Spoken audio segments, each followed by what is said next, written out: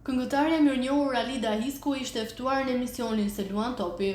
Hisku është një dive muzikës shqiptare që prej viteve 70, ndërsa ka marrë pjesë në 10 festivale kombëtare të RTS-s.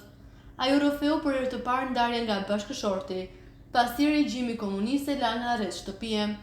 Gjatë intervistës, Hisku rrëfeu përjetime gjatë kohës së komunizmit, ku përfundoi në arrest shtëpiak, pasi 3 shoqe të stazhit i gjetën ditarin dhe e spionuan. E dinim që në festival s'duhet të vish një pantallona, se ishte modern, nuk duhet të mbanim flok më të gjata se të supeve, se do na i prisnin. Pas festivalit shisim i kam për mua aty. Unë njërë kam marrë këpucët e emës, më ngeci këpuca në një dras, e lash këpucën dhe dola zbathur. U zhduka nga aktiviteti nga puna nga çdo gjë brenda 24 orëve. Kam qenë 24 vjeçe, mitroloz nuk kisham shkruar ëndrat e mia, dëshirat e mia, sepse propaganda ime ishte të këndojam dhe u mbylla në shtëpi.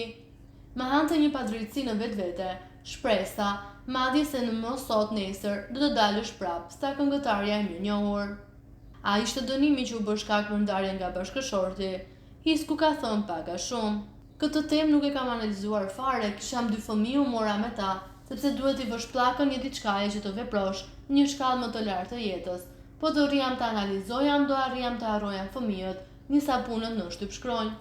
Ai vendosi të ndahej pikërisht për shkak të këtij dënimi, dhe ju mbetët me 2 djem, dhe në fillim të 90-tave ju merrni malet dhe ikni. Hisku e pohon me kokë, po ika me 2 djemt. Ne eci si shoqërzotit mbar, djali i vogël qante se ishte dimër, por e kaluam. Na morën ato 2 dursakët, na çuan deri në Hungari, treni natën deri në Gjermani. Të gjithë refugjatët do të vuanin vitet e para.